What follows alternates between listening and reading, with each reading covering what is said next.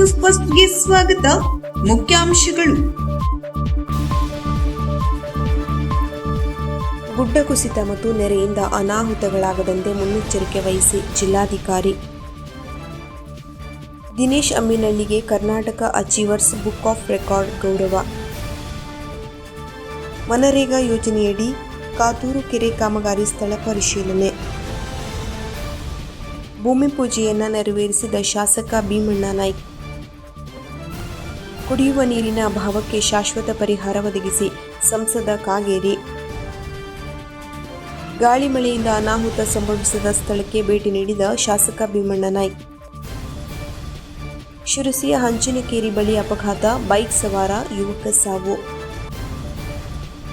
ನಾನಾ ಕಂದಾಯ ಗ್ರಾಮ, ಉಪಗ್ರಾಮಗಳ ಫಲಾನುಭವಿ ಕುಟುಂಬಗಳಿಗೆ ಶಾಸಕ ಶ್ರೀನಿವಾಸ್ ಮಾನೆ ಹಕ್ಕುಪತ್ರ ವಿತರಿಸಿದರು. ಲಾಕ್ಡ್ ಹೌಸ್ ಬೀಟ್ ಸಿಸ್ಟಮ್ ಜಾಗೃತಿ ಅಭಿಯಾನ.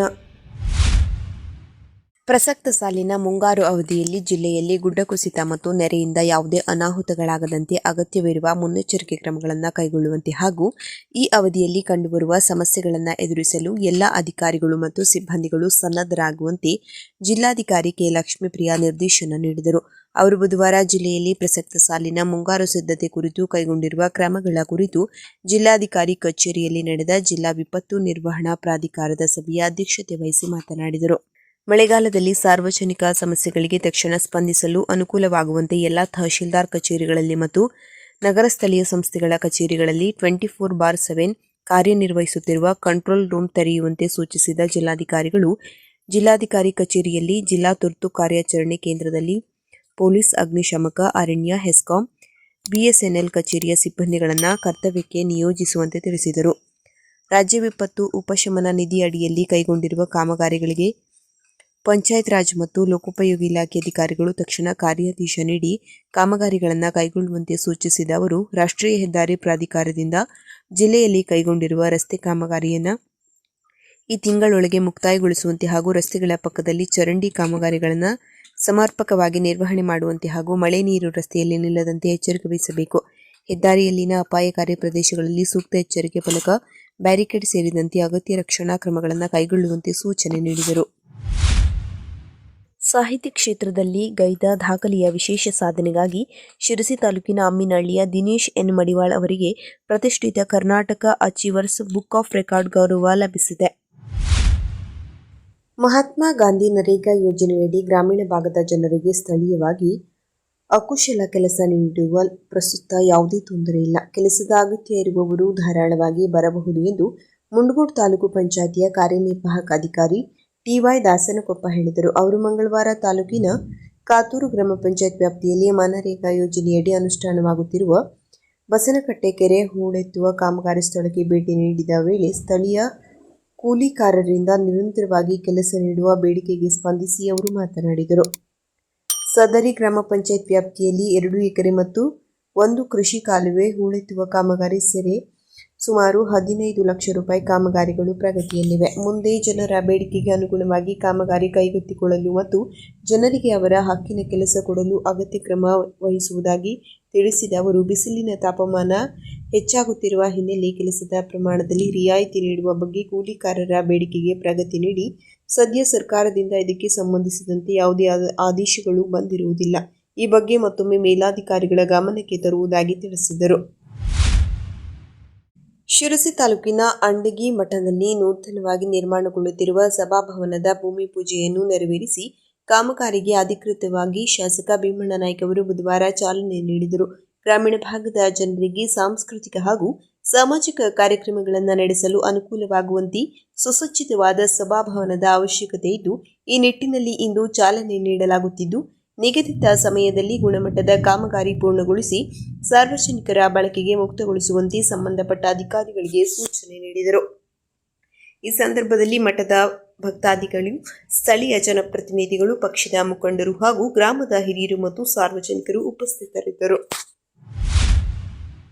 ಜಿಲ್ಲೆಯಲ್ಲಿ ಕುಡಿಯುವ ನೀರಿನ ಅಭಾವ ಮರುಕಳಿಸುವ ನಿಶ್ಚಿತ ಗ್ರಾಮಗಳನ್ನು ಗುರುತಿಸಿ ಸಮರ್ಪಕವಾಗಿ ಕುಡಿಯುವ ನೀರು ಪೂರೈಕೆ ಮಾಡಲು ಜೆಜೆಎಂ 2 ಹಂತದಲ್ಲಿ ಶಾಶ್ವತ ಪರಿಹಾರ ಒದಗಿಸಲು ಕ್ರಮ ವಹಿಸುವಂತೆ ಸಂಸದ ವಿಶ್ವೇಶ್ವರ ಹೆಗಡೆ ಕಾಗೇರಿ ಸೂಚಿಸಿದರು. ಅವರು ಸೋಮವಾರ ಜಿಲ್ಲಾಧಿಕಾರಿ ಕಚೇರಿಯಲ್ಲಿ ನಡೆದ ಜಲಜೀವನ ಮಿಷನ್ ಅಡಿ ಮಂಜೂರಾದ ಕಾಮಗಾರಿಗಳ ಪ್ರಗತಿ ಪರಿಶೀಲನಾ ಸಭೆಯ ಅಧ್ಯಕ್ಷತೆ ವಹಿಸಿ ಮಾತನಾಡಿದರು. ಜಿಲ್ಲೆಯಲ್ಲಿ ಬೇಸಿಗೆ ಅವಧಿಯಲ್ಲಿ ಕೆಲವು ಗ್ರಾಮಗಳಲ್ಲಿ ಕುಡಿಯುವ ನೀರಿನ ಅಭಾವ ಉಂಟಾಗುತ್ತಿದ್ದು, ಈಗಾಗಲೇ ಗ್ರಾಮ ಪಂಚಾಯತ್, ತಾಲೂಕು ಪಂಚಾಯತ್ ವತಿಯಿಂದ ಖಾಸಗಿ ಬೋರ್ವೆಲ್, ಕೊಳವೆ ಬಾವಿ ಹಾಗೂ ಟ್ಯಾಂಕರ್ ಮೂಲಕ ಕುಡಿಯುವ ನೀರು ಒದಗಿಸಲಾಗುತ್ತಿದೆ. ಜೆಜೆಎಂ ಕಾಮಗಾರಿಗಳ ವಿಳಂಬದ ಕುರಿತು ದೂರುಗಳನ್ನು ಬರುತ್ತಿದ್ದು, ಜೆಜೆಎಂ ಕಾಮಗಾರಿಗಳ ಕಳಪೆ ಕಾಮಗಾರಿ ಮತ್ತು ಗುಣಮಟ್ಟದಲ್ಲಿ ಲೋಪವಾಗದಂತೆ ಅಧಿಕಾರಿಗಳು ಕ್ರಮ ವಹಿಸಬೇಕು ಎಂದರು. ಜೆಜೆಎಂ ಕಾಮಗಾರಿಗಳು ವಿಳಂಬವಾಗುತ್ತಿರುವ ಬಗ್ಗೆ ಅಸಮಾಧಾನ ವ್ಯಕ್ತಪಡಿಸಿದ ಅವರು, ಗುತ್ತಿಗೆದಾರರು ಕಾಮಗಾರಿ ಆರಂಭಿಸಲು ವಿನಾಕಾರಣ ವಿಳಂಬ ಮಾಡಿದಲ್ಲಿ ಅಂತಹ ಗುತ್ತಿಗೆದಾರರಿಗೆ ನೋಟಿಸ್ ನೀಡಿ ಕಪ್ಪು ಪಟ್ಟಿಗೆ ಸೇರಿಸುವಂತೆ ಸೂಚಿಸಿದ ಅವರು, ಅಗತ್ಯವಿರುವ ಕಡೆ ಆದ್ಯತೆ ಮೇಲೆ ಕುಡಿಯುವ ನೀರಿನ ಸಮರ್ಪಕ ಒದಗಿಸುವಂತೆ ಸೂಚಿಸಿದರು. ಜಿಲ್ಲೆಯಲ್ಲಿ ಜೆಜೆಎಂ ಯೋಜನೆಯಡಿ 965 ಕಾಮಗಾರಿಗಳ ಪೈಕಿ ಪ್ರಥಮ ಹಂತದಲ್ಲಿ 256, ಎರಡನೇ ಹಂತದಲ್ಲಿ 228, ಮೂರನೇ ಹಂತದಲ್ಲಿ 26 ಹಾಗೂ 4 ಹಂತದಲ್ಲಿ 232 ಕಾಮಗಾರಿ ಮುಕ್ತವಾಗಿದೆ. ಪ್ರಥಮ ಹಂತದಲ್ಲಿ ಬಿಟ್ಟು ಹೋದ 250 ಗ್ರಾಮಗಳಿಗೆ ಜೆಜೆಎಂ 2 ಹಂತದಲ್ಲಿ ಮುಂದುವರಿಸಿಕೊಂಡು ಹೋಗಲು ಅನುಮತಿ ದೊರೆತಿದ್ದು, ಜೆಜೆಎಂ ಬಹುಗ್ರಾಮ ಕುಡಿಯುವ ನೀರು ಮತ್ತು ಅಮೃತ ಯೋಜನೆಯ ಎಲ್ಲ ಕಾಮಗಾರಿಗಳನ್ನು ಸಮರ್ಪಕವಾಗಿ ಅನುಷ್ಠಾನ ಮಾಡುವಲ್ಲಿ ಹಾಗೂ ನಿರ್ವಹಣೆಗೆ ಆದ್ಯತೆ ನೀಡಿದಲ್ಲಿ ಕುಡಿಯುವ ನೀರಿನ ಸಮಸ್ಯೆ ಬಗೆಹರಿಸಬಹುದಾಗಿದ್ದು, ಅಧಿಕಾರಿಗಳು ತಳಮಟ್ಟದಿಂದ ಯೋಜನೆಗಳನ್ನು ಸಮರ್ಪಕವಾಗಿ ಅನುಷ್ಠಾನ ಮಾಡಿ ಜನರಿಗೆ ಯೋಜನೆಯ ಸೌಲಭ್ಯಗಳು ದೊರೆಯುವಂತೆ ಮಾಡಬೇಕು ಎಂದರು. ಜಿಲ್ಲಾ ಪಂಚಾಯತ್ ಮುಖ್ಯ ಕಾರ್ಯನಿರ್ವಹಣಾಧಿಕಾರಿ ಡಾ. ದಿಲೀಶ್ ಶಶಿ ಮಾತನಾಡಿ, ಹಳಿಯಾಳ ಮುಂಡಗೋಡದಲ್ಲಿ ಖಾಸಗಿ ಬೋರ್ವೆಲ್ ಮೂಲಕ ನೀರು ಪೂರೈಕೆ ಮಾಡಲಾಗುತ್ತಿದ್ದು, 31 ಗ್ರಾಮ ಪಂಚಾಯತ್ನಲ್ಲಿ 68 ಕಡೆ ಹಾಗೂ ಮಂಕಿಯ 16 ವಾರ್ಡ್ನಲ್ಲಿ ಟ್ಯಾಂಕರ್ ಮೂಲಕ ನೀರು ಪೂರೈಸಲಾಗುತ್ತಿದೆ ಎಂದರು. ಸಭೆಯಲ್ಲಿ ಜಿಲ್ಲಾಧಿಕಾರಿ ಕೆ. ಲಕ್ಷ್ಮೀಪ್ರಿಯ, ಅಪರ ಜಿಲ್ಲಾಧಿಕಾರಿ ಸಾಜಿದ್ ಮುಲ್ಲಾ, ವಿವಿಧ ಇಲಾಖೆಯ ಜಿಲ್ಲಾ ಮಟ್ಟದ ಅಧಿಕಾರಿಗಳು ಮತ್ತಿತರರು ಹಾಜರಿದ್ದರು. ಸಿದ್ದಾಪುರ ತಾಲೂಕಿನಲ್ಲಿ ಮಂಗಳವಾರ ಗಾಳಿ ಮಳೆಯಿಂದ ಅನಾಹುತ ಸಂಭವಿಸಿದ ಸ್ಥಳಕ್ಕೆ ಶಾಸಕ ಭೀಮಣ್ಣ ನಾಯ್ಕ ಅವರು ಬುಧವಾರ ಭೇಟಿ ನೀಡಿ ಪರಿಶೀಲನೆ ನಡೆಸಿದರು. ನಂತರ ಸಂತ್ರಸ್ತರಿಗೆ ಧೈರ್ಯ ಹೇಳಿ ಸರ್ಕಾರದಿಂದ ಬರುವ ಪರಿಹಾರದ ಮಾಹಿತಿ ತಿಳಿಸಿ ತಮ್ಮ ವೈಯಕ್ತಿಕ ಸಹಾಯ ನೀಡಿದರು. ಶಿರಸಿ ತಾಲೂಕಿನ ಹಂಚಿನಕೇರಿ ಬಳಿ ಓಮಿನಿ ಹಾಗೂ ಬೈಕ್ ನಡುವೆ ಅಪಘಾತ ಸಂಭವಿಸಿ ಬೈಕ್ ಸವಾರ ಯುವಕ ಮೃತಪಟ್ಟ ಘಟನೆ ನಡೆದ ಬಗ್ಗೆ ವರದಿಯಾಗಿದೆ. ಶಿರಸಿಯಿಂದ ಬನವಾಸಿ ಅರಿಕೊಪ್ಪಕ್ಕೆ ಮದುವೆ ಸಮಾರಂಭಕ್ಕೆ ಹೋಗುತ್ತಿದ್ದ ಓಮಿನಿ ಹಾಗೂ ಬನವಾಸಿ ಕಡೆಯಿಂದ ಶಿರಸಿಗೆ ಬರುತ್ತಿದ್ದ ಬೈಕ್ ನಡುವೆ ಹಂಚಿನಕೇರಿ ಕ್ರಾಸ್ನಲ್ಲಿ ಅಪಘಾತ ಸಂಭವಿಸಿದೆ. ಬೈಕ್ ಸವಾರ ರಾಕೇಶ್ ನಾಗರಾಜ್ ಚೆನ್ನಯ್ಯ, ಸಾಕಿನ್ ಅಜ್ಜರಣಿ ಬನವಾಸಿ ಇವರು ತೀವ್ರ ಗಾಯಗೊಂಡು ಆಸ್ಪತ್ರೆಗೆ ಸಾಗಿಸುತ್ತಿರುವಾಗ ದಾರಿ ಮಧ್ಯದಲ್ಲಿ ಮೃತಪಟ್ಟ ಬಗ್ಗೆ ವರದಿಯಾಗಿದೆ. ಓಮಿನಿ ಚಾಲಕನ ಅತಿ ವೇಗ ಅಜಾಗರೂಕತೆಯಿಂದ ಅಪಘಾತ ಸಂಭವಿಸಿದೆ ಎನ್ನಲಾಗಿದ್ದು, ಓಮಿನಿ ಚಾಲಕ ಶಿವಮೊಗ್ಗ ಬೊಮ್ಮನಕಟ್ಟೆಯ ಮುತ್ತುರಾಜ್ ಭೀಮಪ್ಪ ಪಾಟೀಲ್ ಹಾಗೂ ಓಮಿನಿಯಲ್ಲಿದ್ದ ಮತ್ತೊಬ್ಬ ಸಂತೋಷ್ ಅವರುಗಳು ಗಾಯಗೊಂಡಿದ್ದಾರೆ. ಸಂಚಾರ ಠಾಣೆ ಪಿಎಸ್ಐ ದೇವೇಂದ್ರ ನಾಯ್ಕ್ ಸ್ಥಳಕ್ಕೆ ಭೇಟಿ ನೀಡಿ ಕ್ರಮ ಕೈಗೊಂಡಿದ್ದಾರೆ. ಸದಾಕಾಲ ಬಡವರಿಗಾಗಿ ಕಾರ್ಯಕ್ರಮಗಳ ಮೂಲಕ ಶಕ್ತಿ ತುಂಬಿ ರಕ್ಷಣೆ ಕೊಡುತ್ತಿರುವ ಕಾಂಗ್ರೆಸ್ ಸರ್ಕಾರ ಇದೀಗ ಯಾವುದೇ ದಾಖಲೆಗಳಿಲ್ಲದೆ ಹಾಗೆಯೇ ವಾಸಿಸುತ್ತಿದ್ದ ತಾಲೂಕಿನ 13,000ಕ್ಕೂ ಹೆಚ್ಚು ಕುಟುಂಬಗಳಿಗೆ ಕಳೆದ 2 ವರ್ಷಗಳಿಂದ ನಿರಂತರ ಶ್ರಮ ವಹಿಸಿ ಶಾಶ್ವತ ಮನೆ ಮಾಲೀಕತ್ವ ದೊರಕಿಸಿದೆ ಎಂದು ಶಾಸಕ ಶ್ರೀನಿವಾಸ್ ಮಾನೆ ಹೇಳಿದರು. ತಾಲೂಕಿನ ಮಾಸನಕಟ್ಟಿ ಗ್ರಾಮದಲ್ಲಿ ನಡೆದ ಸಮಾರಂಭದಲ್ಲಿ ನಾನಾ ಕಂದಾಯ ಗ್ರಾಮ, ಉಪಗ್ರಾಮಗಳ ಒಟ್ಟು 483 ಫಲಾನುಭವಿ ಕುಟುಂಬಗಳಿಗೆ ಹಕ್ಕುಪತ್ರ ವಿತರಿಸಿ ಅವರು ಮಾತನಾಡಿದರು. ಕಂದಾಯ, ಗ್ರಾಮೀಣಾಭಿವೃದ್ಧಿ ಮತ್ತು ಪಂಚಾಯತ್ ರಾಜ್ ನೋಂದಣಿ, ಸರ್ವೆ ಇಲಾಖೆಗಳ ಅಧಿಕಾರಿಗಳು ಮತ್ತು ಸಿಬ್ಬಂದಿಯ ಶ್ರಮ ಈ ಕಾರ್ಯದಲ್ಲಿ ಹೆಚ್ಚಿದೆ. ಕನಿಷ್ಠ 10 ಲಕ್ಷ ರೂಪಾಯಿ ಬೆಲೆ ಬಾಳುವ ಆಸ್ತಿಯ ಮಾಲೀಕತ್ವ ಬಡ ಮತ್ತು ಮಧ್ಯಮ ವರ್ಗಗಳಿಗೆ ಸೇರಿದ ಕುಟುಂಬಗಳಿಗೆ ಸಿಕ್ಕಿದೆ. ಹಕ್ಕುಪತ್ರ ವಿತರಿಸುವ ಕೆಲಸ ಒಂದೇ ದಿನದಲ್ಲಿ ಆಗಿಲ್ಲ. ಇದರಿಂದ ಹಿಂದಿನ ಪರಿಶ್ರಮ ದೊಡ್ಡದಿದೆ. ಕಂದಾಯ ಗ್ರಾಮ ಮತ್ತು ಉಪಗ್ರಾಮಗಳಿಗೆ ಅನುಮೋದನೆ ಪಡೆದಿರುವುದು ಸುಲಭದ ಕೆಲಸವಲ್ಲ. ತಾಲೂಕಿನಿಂದ ಕಳುಹಿಸಿದ ಅಷ್ಟು ಪ್ರಸ್ತಾವನೆಗಳಿಗೆ ರಾಜ್ಯ ಸರ್ಕಾರ ಅನುಮೋದನೆ ನೀಡಿದೆ. ಇದೇ ಸಂದರ್ಭದಲ್ಲಿ ಆಲದಕಟ್ಟಿ ಗ್ರಾಮದ 107, ಇನಾಂ ದ್ಯಾಮನಕೊಪ್ಪ 87, ಒಳಗೇರಿ 169, ಮಾಸನಕಟ್ಟಿ ಗ್ರಾಮ 160 ಫಲಾನುಭವಿ ಕುಟುಂಬಗಳಿಗೆ ಹಕ್ಕುಪತ್ರ ವಿತರಿಸಲಾಯಿತು. ಕೆಪಿಸಿಸಿ ಸದಸ್ಯರಾದ ಟಾಕನಗೌಡ ಪಾಟೀಲ್, ಖ್ವಾಜಾ ಮೊಹಿದ್ದೀನ್ ಜಮಾದಾರ್, ಬ್ಲಾಕ್ ಕಾಂಗ್ರೆಸ್ ಅಧ್ಯಕ್ಷರಾದ ಹನುಮಂತಪ್ಪ ಮರಗಡಿ, ಮಂಜು ಗೋರಣ್ಣನವರ್, ಹಾನಗಲ್ ನಗರ ಕಾಂಗ್ರೆಸ್ ಅಧ್ಯಕ್ಷ ಮತೀನ್ ಶೇರ್ಬಡಗಿ ಸೇರಿದಂತೆ ಕಂದಾಯ ಇಲಾಖೆ ಅಧಿಕಾರಿಗಳು, ಸಿಬ್ಬಂದಿಗಳು ಹಾಜರಿದ್ದರು. ಬೀಗ ಹಾಕಿದ ಮನೆಗಳ ಕಳ್ಳತನ ಪ್ರಕರಣವನ್ನು ನಿಯಂತ್ರಿಸಲು ಪೊಲೀಸ್ ಇಲಾಖೆಯು ಲಾಕ್ಡ್ ಹೌಸ್ ಬೀಟ್ ಸಿಸ್ಟಮ್ ಎನ್ನುವ ವಿನೂತನ ಕಾರ್ಯಕ್ರಮವನ್ನು ಜಾರಿಗೆ ತಂದಿದ್ದು, ಉತ್ತರ ಕನ್ನಡ ಜಿಲ್ಲಾ ಪೊಲೀಸರು ರಕ್ಷಾ ಕಾರ್ಯಕ್ರಮವನ್ನು ಅತ್ಯಂತ ಪರಿಣಾಮಕಾರಿಯಾಗಿ ಜಾರಿಗೆ ತರುತ್ತಿದ್ದಾರೆ.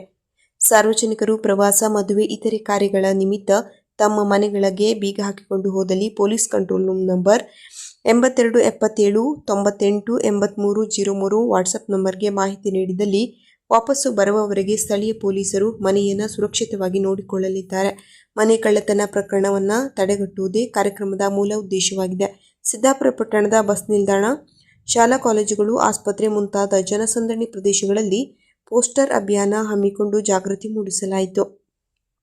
ಉತ್ತರ ಕನ್ನಡ ಜಿಲ್ಲಾ ಪೊಲೀಸ್ ಅಧೀಕ್ಷಕರಾದ ಶ್ರೀ ದೀಪನ್ ಎಂಎನ್, ಹೆಚ್ಚುವರಿ ಪೊಲೀಸ್ ವರಿಷ್ಠಾಧಿಕಾರಿಗಳಾದ ಶ್ರೀ ಜಿ ಕೃಷ್ಣಮೂರ್ತಿ ಹಾಗೂ ಶಿರಸಿ ಉಪವಿಭಾಗದ ಪೊಲೀಸ್ ಉಪಾಧೀಕ್ಷಕರಾದ ಶ್ರೀಮತಿ ಗೀತಾ ಪಾಟೀಲ್, ಸಿದ್ದಾಪುರ ಪೊಲೀಸ್ ಠಾಣೆಯ ಪೊಲೀಸ್ ನಿರೀಕ್ಷಕರಾದ ಶ್ರೀ ಜೆಬಿ ಸೀತಾರಾಮರವರ ಮಾರ್ಗದರ್ಶನದಲ್ಲಿ ಸಿದ್ದಾಪುರ ಠಾಣೆಯ ತನಿಖಾ ವಿಭಾಗದ ಪಿಎಸ್ಐ ನಾಗಪ್ಪ ಬಿ ನೇತೃತ್ವದಲ್ಲಿ ಸಿಬ್ಬಂದಿಗಳಾದ ಗಿರೀಶಯ್ಯ, ರಮೇಶ್ ಕುಳಿಗಾರ್, ಧನಂಜಯ ನಾಯ್ಕ್ ಇತರರು ಜಾಗೃತಿ ಕಾರ್ಯಕ್ರಮದಲ್ಲಿ ಪಾಲ್ಗೊಂಡಿದ್ದರು.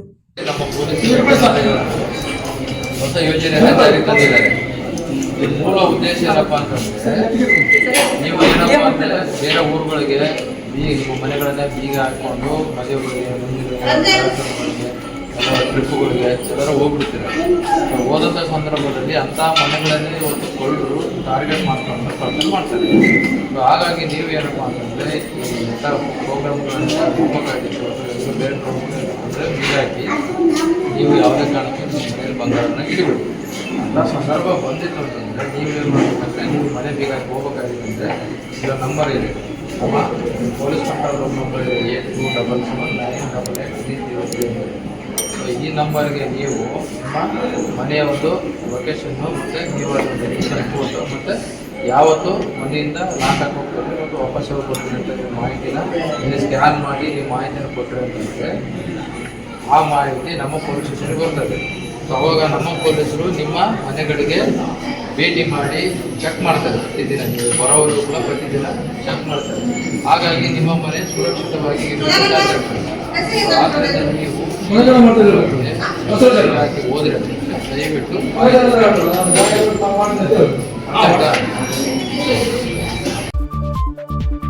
ಕೊನೆಯಲ್ಲಿ ಮತ್ತೊಮ್ಮೆ ಮುಖ್ಯಾಂಶಗಳು. ಗುಡ್ಡ ಕುಸಿತ ಮತ್ತು ನೆರೆಯಿಂದ ಅನಾಹುತಗಳಾಗದಂತೆ ಮುನ್ನೆಚ್ಚರಿಕೆ ವಹಿಸಿ ಜಿಲ್ಲಾಧಿಕಾರಿ. ದಿನೇಶ್ ಅಮ್ಮಿನಳ್ಳಿಗೆ Karnataka achievers book of record ಗೌರವ. ಮನರೇಗಾ ಯೋಜನೆಯಡಿ ಕಾತೂರು ಕೆರೆ ಕಾಮಗಾರಿ ಸ್ಥಳ ಪರಿಶೀಲನೆ. ಭೂಮಿ ಪೂಜೆಯನ್ನು ನೆರವೇರಿಸಿದ ಶಾಸಕ ಭೀಮಣ್ಣ ನಾಯ್ಕ್. ಕುಡಿಯುವ ನೀರಿನ ಅಭಾವಕ್ಕೆ ಶಾಶ್ವತ ಪರಿಹಾರ ಒದಗಿಸಿ ಸಂಸದ ಕಾಗೇರಿ. ಗಾಳಿ ಮಳೆಯಿಂದ ಅನಾಹುತ ಸಂಭವಿಸಿದ ಸ್ಥಳಕ್ಕೆ ಭೇಟಿ ನೀಡಿದ ಶಾಸಕ ಭೀಮಣ್ಣ ನಾಯ್ಕ್. ಶಿರಸಿಯ ಹಂಚಿನಕೇರಿ ಬಳಿ ಅಪಘಾತ, ಬೈಕ್ ಸವಾರ ಯುವಕ ಸಾವು. ನಾನಾ ಕಂದಾಯ ಗ್ರಾಮ, ಉಪಗ್ರಾಮಗಳ ಫಲಾನುಭವಿ ಕುಟುಂಬಗಳಿಗೆ ಶಾಸಕ ಶ್ರೀನಿವಾಸ್ ಮಾನೆ ಹಕ್ಕುಪತ್ರ ವಿತರಿಸಿದರು. ಲಾಕ್ಡ್ ಹೌಸ್ ಬೀಟ್ ಸಿಸ್ಟಮ್ ಜಾಗೃತಿ ಅಭಿಯಾನ. ಕದಂಬ ನ್ಯೂಸ್ ಫಸ್ಟ್, ನಿರ್ಭೀತಿಯಿಂದ ನಿಮ್ಮ ಪರವಾಗಿ.